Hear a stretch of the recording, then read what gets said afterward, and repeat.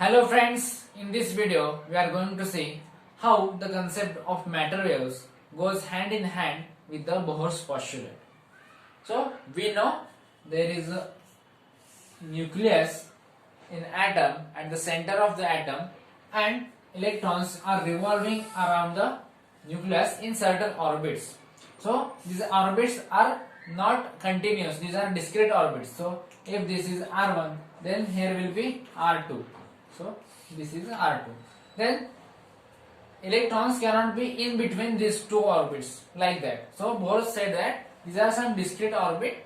Now we are going to see how these concepts are verified using the matter wave concept.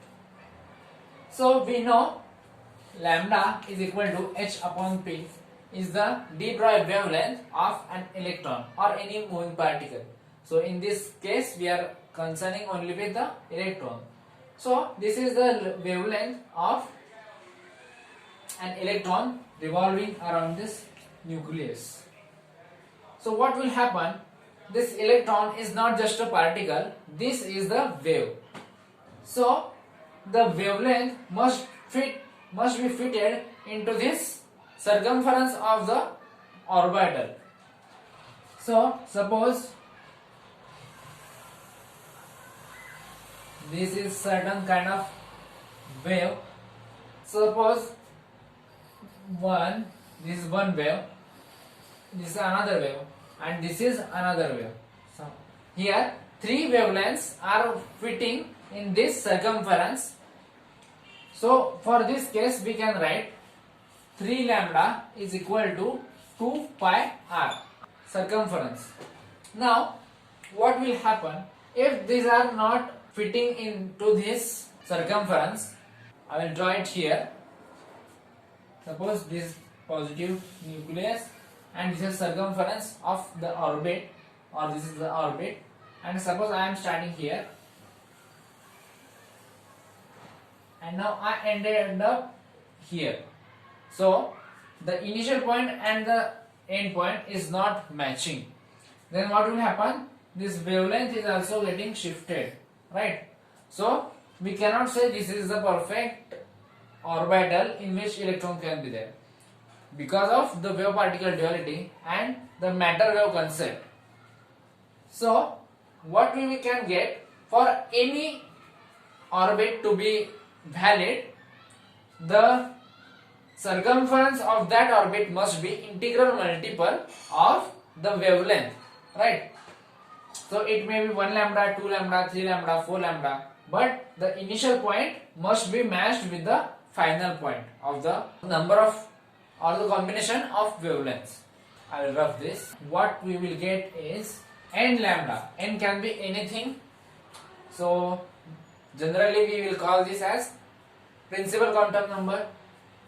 So n lambda is equal to, which must be matching on the interference. So this must be equal to 2 pi r, and now r is not fixed, right? Because there can be number of different radius, number of different orbits.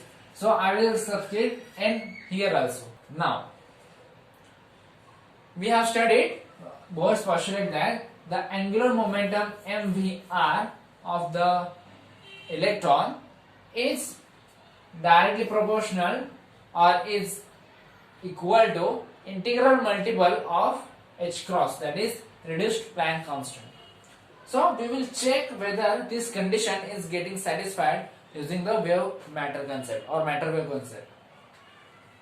So what will I do is I will rearrange this equation. So I will get lambda is equal to h upon p according to matter wave. This is de Broglie matter wave equation, h upon p. This is equal to 2 pi rn, right? Here also you can write rn, or we can just write mvrn is equal to n h cross, right? So this is the Bohr's postulate, and now we are going to prove this using matter wave concept. Lambda is equal to h upon p. So now what I want to do is I want to rearrange this equation. So you can see from here P is mv already there. So P and Rn are on the same side, and I will take other constants on the another side. So if I do this, n h upon 2 pi is equal to this Rn and this P. So actually this also must be Pn. I am writing this for a generalization. You need not write this. So if you see, h cross by 2 pi is nothing but reduced Planck constant h cross. So this is h cross, and Rn into P. P, what is P? P is the linear momentum, which can be written classically by m into v. So this is nothing but m Vn Rn. So this is matching with the Bohr's condition. So according to matter wave concept also, Bohr's postulate are working. So now I will tell why I have written subscript n to both V and R and P. So for particular orbit, the R is changing. Suppose this is orbit 1 and this is orbit 2. I will just compare these two orbits. Okay. So this will have R1, this will have R2. Now as I am changing n, so this corresponds to n equal to 1, this corresponds to n equal to 2, and so on.